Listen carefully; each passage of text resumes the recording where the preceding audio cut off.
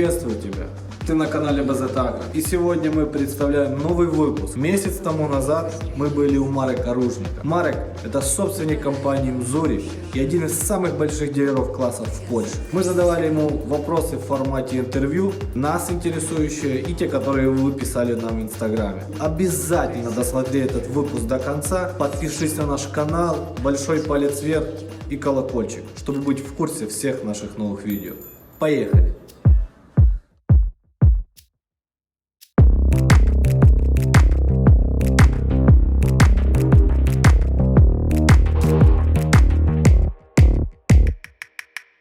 Так как мы тоже продающая организация, как и вы, несмотря на то, где вы сейчас, что вас мотивировало вообще двигаться вперед? Какие неудачи, может, у вас были такие глобальные, которые заставляли вас двигаться и создать все то, что есть у вас сегодня? У каждого человека должно быть так, что он занимается тем, что ему удобно, что он хочет делать. И тогда ему ничего не тяжело. Ему не тяжело встать в 4 ранку, ему не тяжело работать по 20 часов в сутки. И тогда он завжди будет успешным. Самое страшное это делать то, что не хочется, или заставляться работать там, где ему не нравится. Мне завжди просто нравилось сельское хозяйство, мне завжди нравилась работа на земле.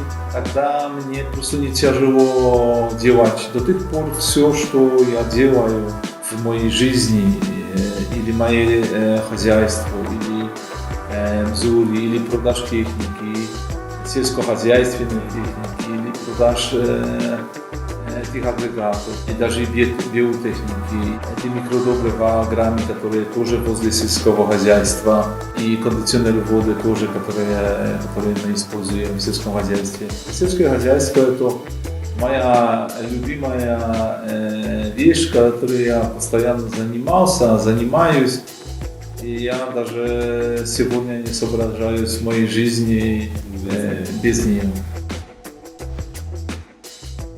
Человек, который не боится рисковать, и двумя фразами характеризуйте свой рецепт успеха. Рецепт успеха, то я вам скажу, я был на таком мероприятии, и человек сказал, умом можно сделать, попасть в точку направления, какое мы себе задали, да?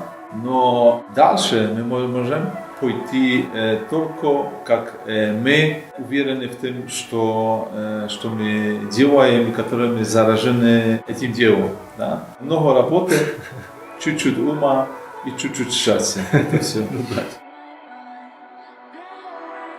Еще такой лично от меня вопрос, потому что же технику продаем. Сколько единиц техники надо продать, чтобы быть вот здесь, там, где вы? Пару штук.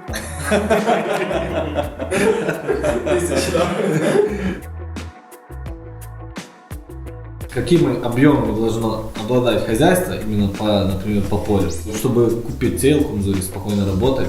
То есть это просто ваша оценка мощности как бы фермера? Тяжело сказать, потому что як есть теплицы, хватит 10 гектар, да?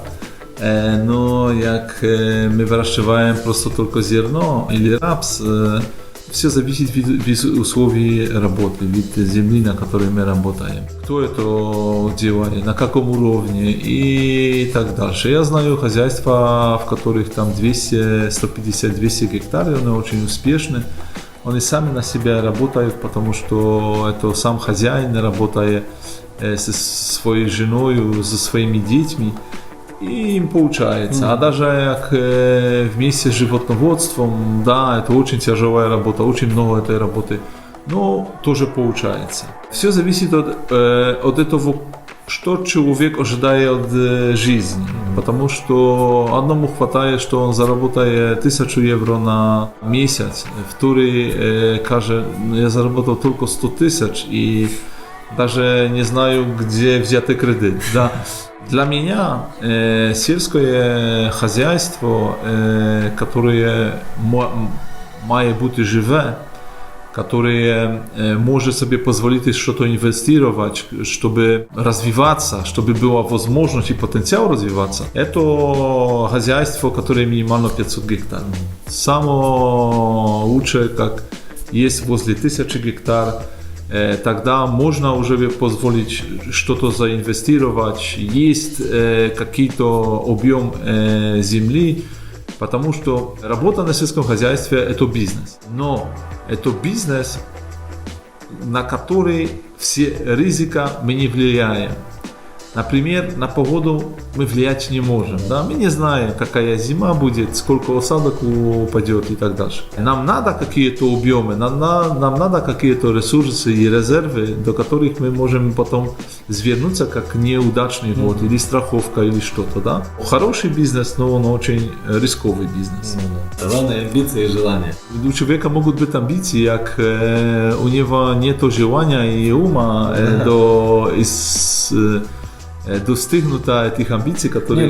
умные амбиции, рассудливые. Потому что да, я сегодня бы на Марс тоже полетел, но у меня и даже и ума, и возможности не хватает. Большинство фермеров старших, вот они старой закалки такой. Как фермерам старой закалки объяснить, что технологии будущего? То есть это то, чего они, может, еще не знают и не видят просто. Очень просто. Надо им то показать на поле. Потому что, да, 30 лет пользовались плугом или безотвальной технологией, им очень тяжело рассказать, им очень тяжело даже посмотреть на поле что-то. Надо очень много внимания, очень много разных опытов, как кто-то опытный очень и знает, что он делает на поле. Тогда ему очень легко такое родство мачить, и он все поймет. Краще показать на поле, поехать, посеять. И я скажу такой, например, у меня есть фермер с Германии. Даже его сын скупил на сеялку, поехал он в Германию, он запустил эту сеялку. Отец, которому был 60 с чем-то лет, вообще перестал разговаривать с сыном. Сказал, что то, что он вытворяет на поле, это вообще ужас, это полный бардак, і він взагалі не хоче мати діла з цим. Но потім, як взайшов рапс, як показалися отличні растения, где при засушливой осенней рапс у соседов вообще не взошел, потому что очень прекрасно выорал, спахал землю, обработал и посеял, и дождь не пришел и не взошел. Тогда началось меняться мнение, да? Потом он посеял пшеницу и опять получились отличные растения. Сегодня, я разговариваю с этим человеком, он скажет: Марек, я даже узнал, что я 50 лет жил даром, потому что я где-то ошибался. Сейчас знаю, что есть технология, которая позволяет вырастить очень хорошие урожаи, очень хорошие растения, которая позволяет пошвидше, полегче, экономнее и более прибытково сделать все обработки. А то, что поле не очень такие красивые, как раньше при спашке, но я скажу, ваше поле красивое. После обработки, як кто-то привык до спашки, то все кажут, ну не очень красиво, да? Красиво должна быть жена дома, да? А в поле мы делаем просто деньги, да? Мы хотим получить прибыль, да? А прибыль получаем тогда, как поменьше вкладаем, а побольше получаем. Это очень простая вещь. В чем преимущество технологии Мизури ваше? Преимущества нашей технологии есть много. По-первых, мы сохраняем влагу, потому что мы все боремся с недостатками воды в грунте, потому что меняется климат, и даже в Украине, и в Польше мы постоянно боремся с недостатками влаги. Нет всходов, не хватает влаги, не получаем хороших результатов. Очень важны хорошие результаты, хорошие урожаи, потому что мы от этого живем. Да? По-второе, мы экономим рабочее время, потому что гектар засеваем за 15 минут, а раньше при полной обработке, спашке и всех остальных обработках нам надо было 3 часа. Не только время, а тоже деньги. В больших хозяйствах надо людей до этого, а сегодня не очень так просто получить хороших специалистов, хороших трактористов, хороших механизаторов. Очень сложно. А тут сокращаем эти проблемы. До этого расход топлива. При обычной обработке мне нужно было в моем хозяйстве 60-70 литров соляры за каждый год до посева. А тут при технологии Mzuri даже раньше расход, потому что изменилась структура грунта после 9 лет обработки. Раньше надо было где-то 14-15 литров. Сейчас мы сократили до где-то приблизительно до 10 на гектар. Это расход 50-60 литров больше на гектар. Это тоже приблизительно у нас 50-60 евро на каждый гектар. Раз 1000 гектаров, это получается 50 тысяч евро, а эти 50 тысяч евро можно где-то проинвестировать в инше дела, а можно полететь на Бали, как то живет, это не проблема.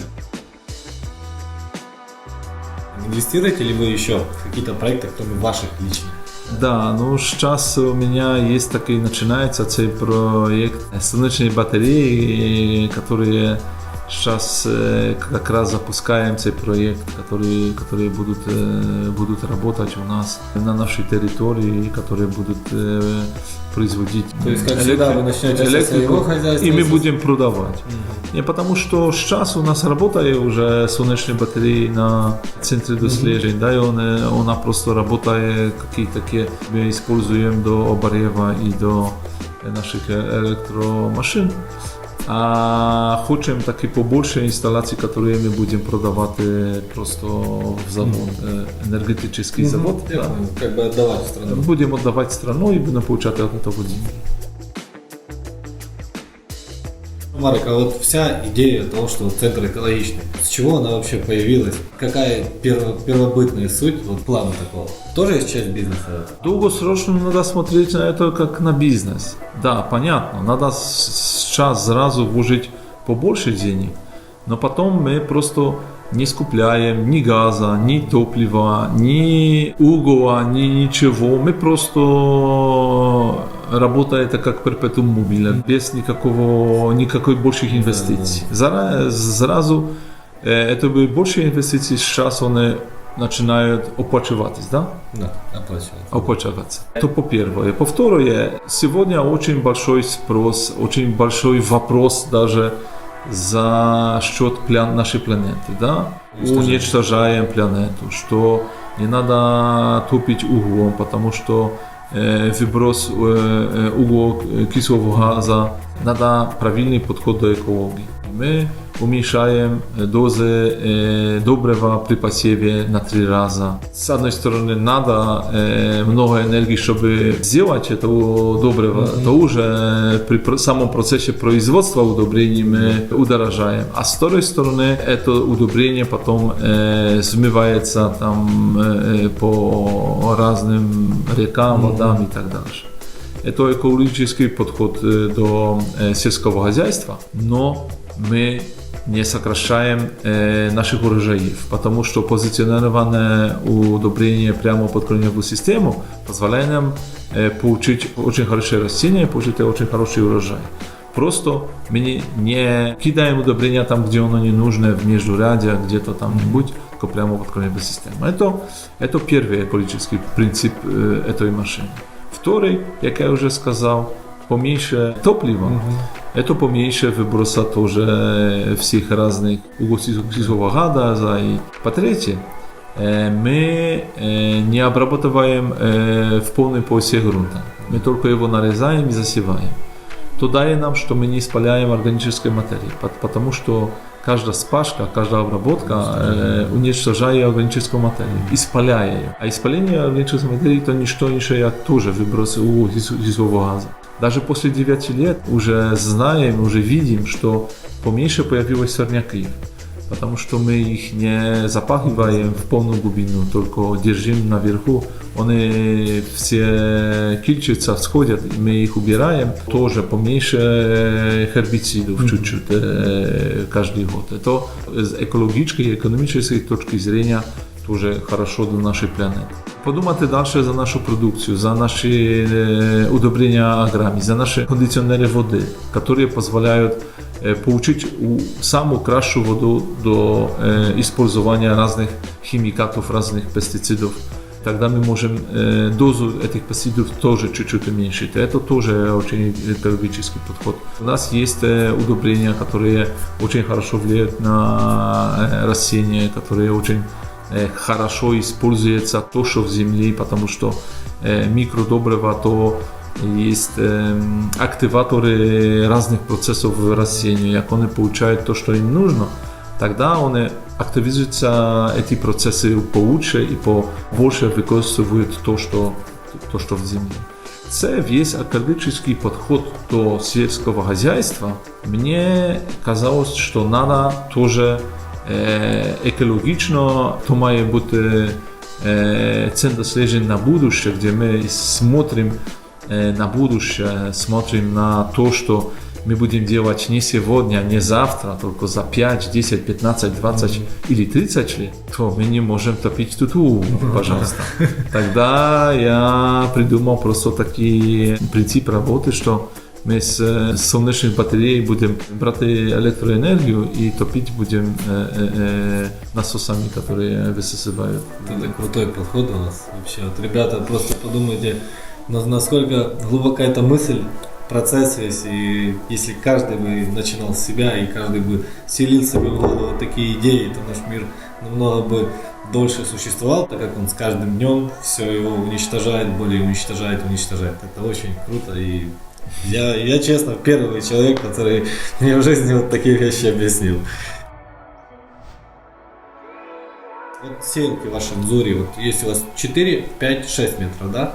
3, 4 и 6. Ну так там 3, 4, хотя бы 6. от до диапазон стартовый, и вот людям объяснить просто сколько стоит сетка в 3, стандарте. 4 и 6 метров. Тяжело мне рассказывать за украинский рынок. Я могу сказать, что обычно 3 метра стоит 80 с чем-то тысяч евро. Даже у меня в голове нет цифр.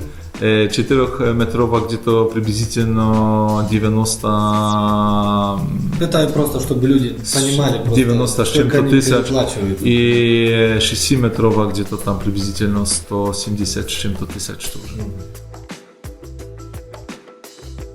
Как дальше хотите развивать компанию? Вот какие у вас планы вообще по развитию именно брендом Зори? Даже через 5-10 лет, вот где вы себя видите? Ну, как вы сегодня смотрели человек с Танзании, который подписал сегодня тоже контракт дилерского года на Танзанию. Мы выходим на африканский рынок. Он был 2 недели тому назад. Он передумал, он поговорил со своими партнерами, даже не знаю, так как он сказал, то там зацепился за Министерство сельского хозяйства. Да, мы работаем уже в Кении, он уже и посмотрел на наши посевы в Кении, и он попросил сразу на 6 разных стран африканского континента, потому что он знает, он сам сегодня сказал, это самая успешная технология на Африку. Он может не везде еще готовы, потому что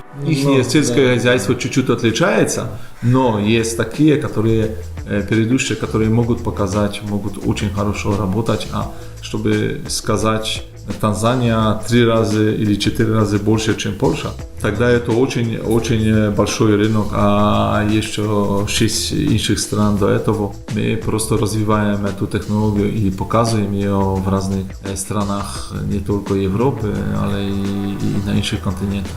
Почему? Потому что до этого надо очень много работы. Потому что как мы изменяем только агрегат, мы изменяем технику, это очень просто. Но как мы изменяем технологию, подход до технологии, подход до земледелия, нам надо изменить чуть-чуть мнение человека, который 30 лет работал на земле, на сельском хозяйстве, он все прекрасно знает и так дальше.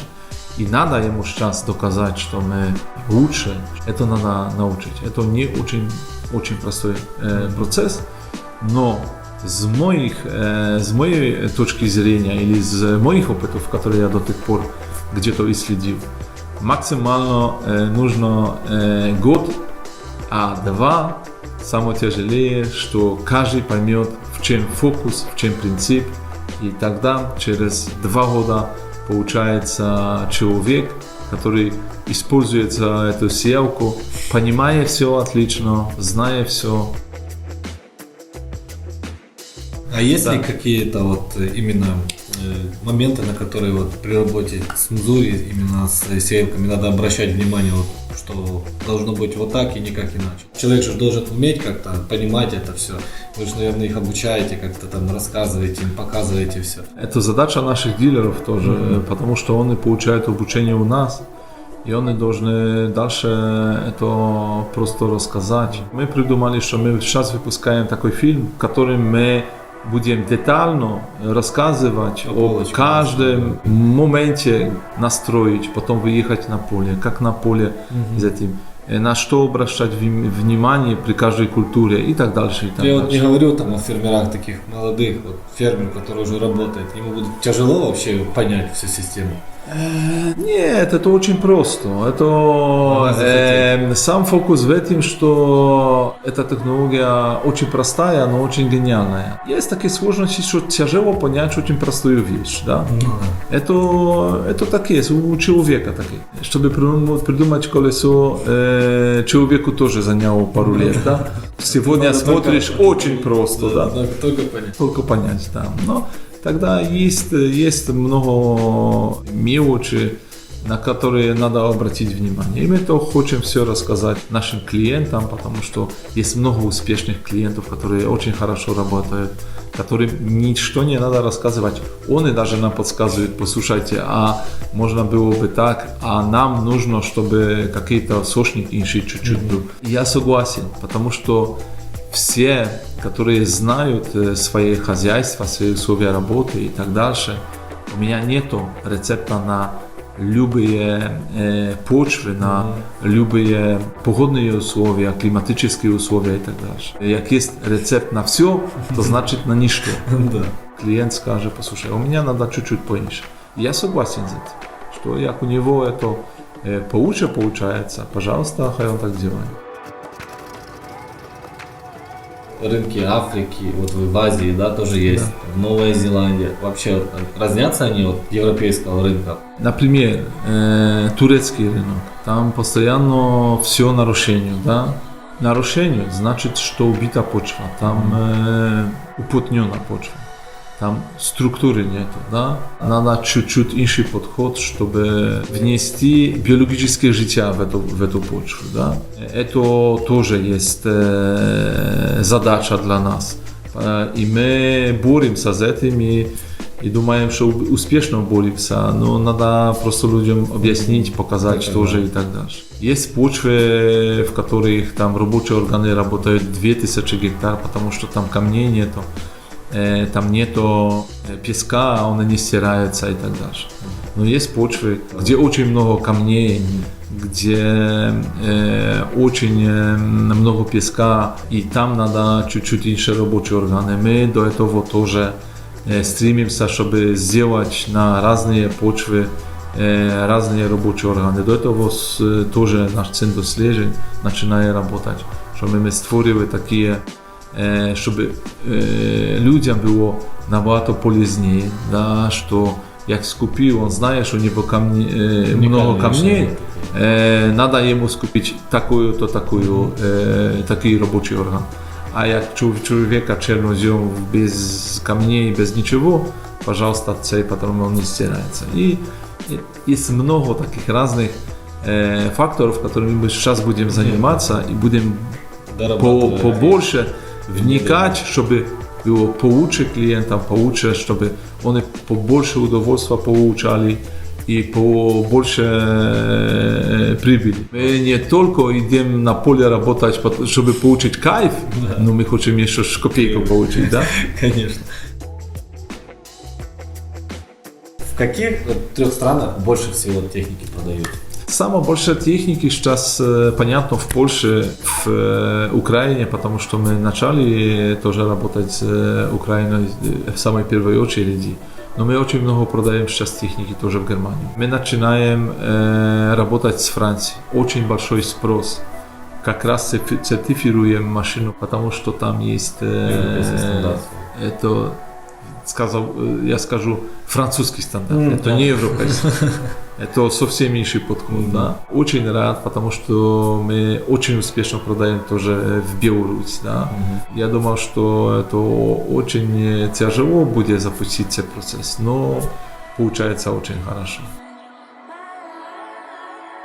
Был вопрос у нас от подписчика нашего, Да. исследовательский центр, и есть много студентов, желающих получить качественные знания, а именно те, что были практикующие такие.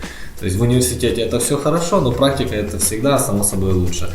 Вообще, есть ли шанс у студента попасть к вам на практику, на обучение, взаимовыгодно и для вас, и для него? Нету проблем, потому что мы каждый год, у нас есть студенты, которые работают в технологии Мзори. Как раз запустили этот центр, але нам будет нужно кадра. Нам нужны... Я совсем очень люблю работать с молодежью, с молодыми людьми, у которых, может, даже и нету опыта. Но есть такие сделки, где опыт уже, как то сказать по-украински, где опыт уже мешает пойти дальше, да? Потому что вместе с опытом мы уже получаем какие-то мнения об данном процессе. А як у тебя опыта нету, появляется идея, которую мы можем тут использовать, мы можем тут... Не опираясь на то, что было в опыте. Да. И мне надо таких людей, которые смотрят дальше, потому что ум позволяет пойти с точки А до точки Б. Хочешь пойти дальше, надо тебе не пойти с опытом, только надо пойти с мнением, что можем что-то изменить. Я очень люблю работать с молодыми людьми. Молодыми свежими идеями. Да, с молодыми свежими идеями. Мы как раз заключили сейчас договора с университетами в Польше. Мы хотим показать практику и теорию. Мы хотим показать, что мы используем наши доследования, чтобы учить технологию. Да? Jak есть студенты, которые заинтересованы, даже я с удовольствием, потому что я очень люблю с людьми из Украины работать. Jak есть студенты, которые желание есть приехать, посмотреть, сделать экскурсию или какую-то практику, я просто только за. На заметку, ребята. Не на всех, конечно, на всех места не хватит, но для некоторых по-любому найдется. Мы не хотим никого заставлять, чтобы он покупал нашу технику и пользовался нашей технологией. Мы можем только предлагать, мы можем обучать, мы можем показывать на своих примерах. Вы были сегодня на поле. Вы можете просто посмотреть на два разные растения. То, что мы вырастили технологией Мзури, и то, что мы обычными технологиями вырастили. Это очень точные доследования постоянно, каждый год на этом самом месте. И это позволяет человеку поменять мнение. И мы это сделаем с удовольствием. Мы можем показать каждому и так дальше. Но каждый принимает решение для себя. Мы делаем свою работу. И кто хочет с нами, мы только за. А кто пока или не хочет, или нет возможности, или до тех пор думает, что это все на своем месте, где-то работаем с училищами. Я очень поражен, потому что мне приглашают много стран сейчас, чтобы я какие-то семинары делал. И даже и в Польше, и за кордоном. Я очень поражен, как много молодых людей заинтересованных этой технологией. Я знаю, что интернет – это инструмент, где молодежь постоянно получает информацию, да? И я удивлен, я рад, что заезжаю, а там, например, в университете сейчас в Варшаве. Я думал, будет пару студентов, я там расскажу что-то и все. А там получается, что человек 60 пришел. Надо было им все объяснить. Мало того, после этого семинара 2,5 часа он мне задавал вопросы. И то очень точные вопросы за счет технологий, за счет подхода, за счет разных вещей, которые влияют просто на мнение, на урожайность. Я очень рад, что есть очень много молодых людей, которые не просто хотят быть фермерами, но они думают за то, чтобы делать это правильно, чтобы делать это экологически, чтобы с правильным подходом до земли. И, что самое главное, что они думают вообще на поле, что они хотят. Старых фермеров переубеждать будет труднее. Есть количество тоже таких, которые сказали, послушай, я пахал, мой дед пахал, я буду пахать, И сын мой будет. и ты мне тут не морочи голову твоими технологиями, потому что они сегодня есть, завтра их уже не будет. Как так бы то было, что я начал 9 лет тому мое путешествие за этой технологией, я смотрю на количество людей, клиентов, которые очень довольны, у которых работают не только одна, але даже уже 6 сеялок, и они скупляют постоянно каждый год какие-то сеялки, потому что им эта технология нравится, она полезна для них, она выгодна, и они получают не только удовольствие, але и, як то по-украински, бабо.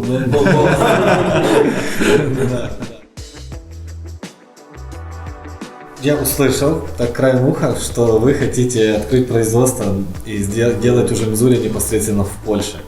Это правда? Но мы пока уже делаем в Польше, но у нас нет возможности, нет объемов такие, которые мы бы хотели сделать. Мы, по-первых, с самого начала стремимся до этого, чтобы самый лучший качественный продукт выпускать из Польши. Это наша первая задача. Но нам не хватает объемов производства, потому что есть в планах даже и в этом году начать строить завод, где будем минимально могли производить 500 сеялок в год. Это наш план, который я думаю, что в самую первую очередь надо нам сейчас сделать после уже запуска этого центра. Мы сейчас уже занимаемся разработкой планов строения нового завода, который тут тоже будет. Вам удачи желаю от души.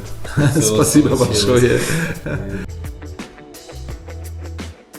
Я еще хотел спросить по одобрению. Вы просто так вы нам еще не рассказали, я не спросил. Расскажите нам вообще про это ваше вид деятельности. Аграми – это компания, которая занимается микроудобрениями и кондиционерами воды.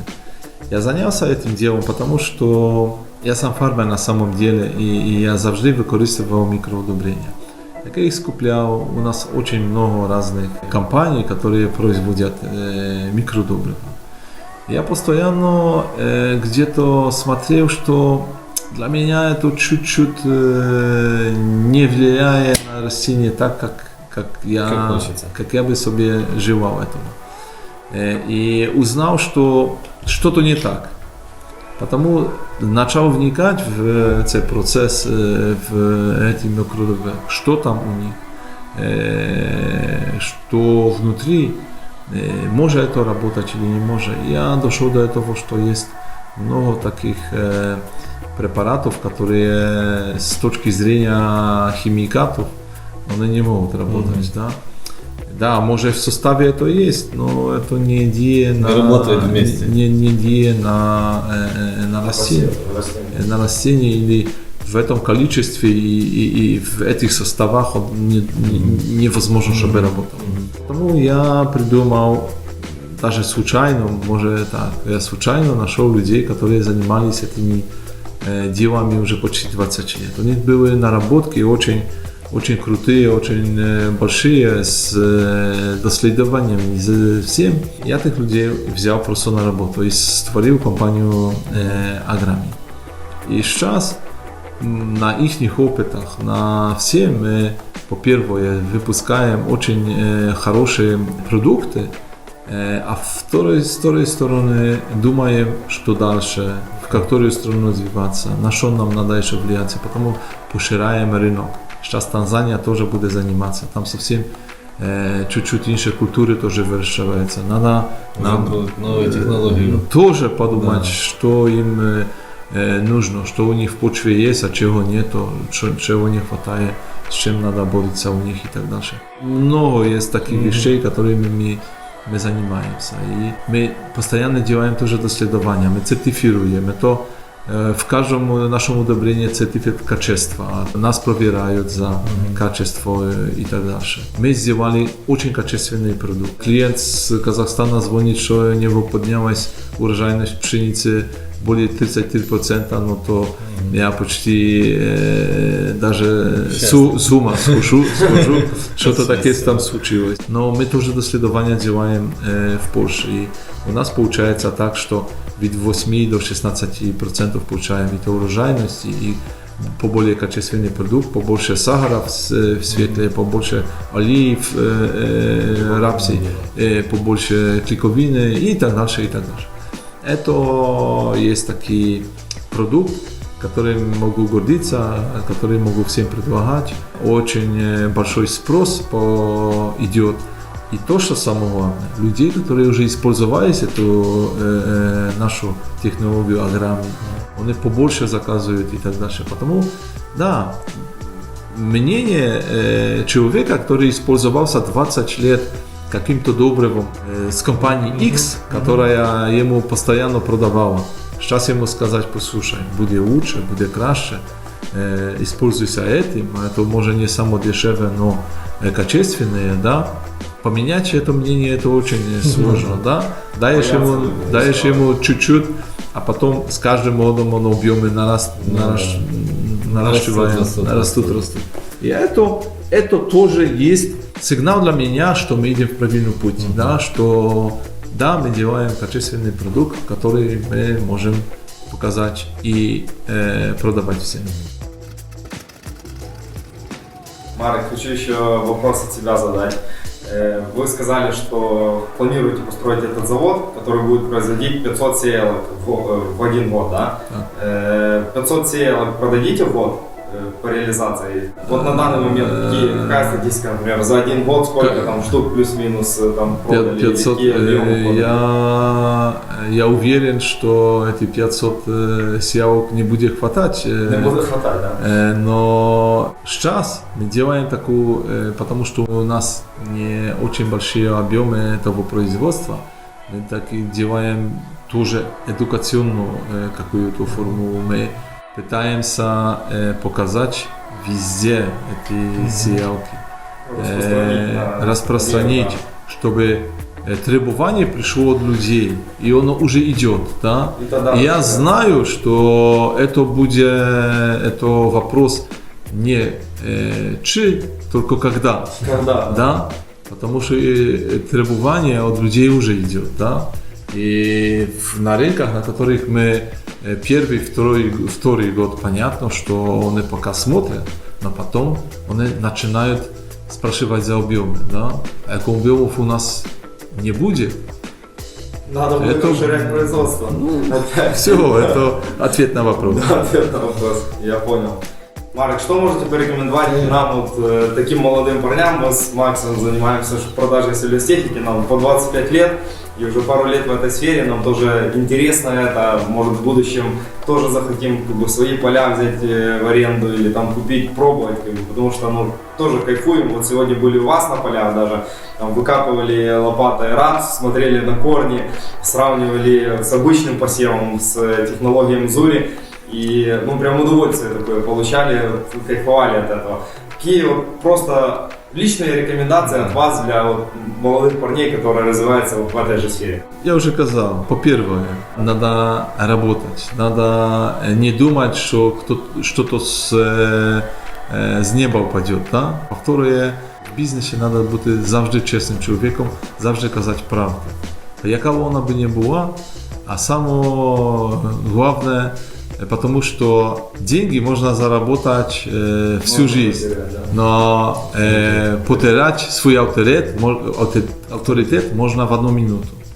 Тогда никогда не надо просто обманывать людей. Завжди надо сказать правду, потому что свой авторитет строишь весь жизнь, всю жизнь. Это самое главное. Один раз потерянный авторитет, ты никогда не вернешься его назад. Работа, работа и работа. И можно быть и успешным фермером, можно заниматься технологией. Если ты сегодня получаешь кайф от сельского хозяйства, ты будешь успешным фермером. Питаний никаких. Потому что от всего, от чего ты, что ты делаешь, от этого надо получать и кайф. Получаешь кайф. Делай. Как бы ни было. И даже тебе тяжело не будет ничего делать. Даже сутками работать не будет тебе тяжело, потому что ты получаешь кайф. А кайфовать мы можем постоянно, да? А работать ты будешь замучен уже за 2 часа. А як получаешь кайф от работы, Еще хочется. еще хочется. И то, что я получаю просто кайф, потому люблю сутками работать и даже спать не хочется.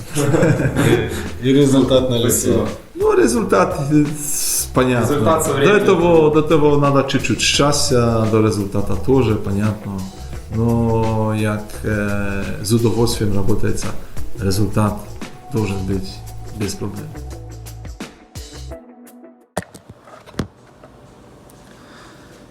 Ну как вам выпуск? Нет.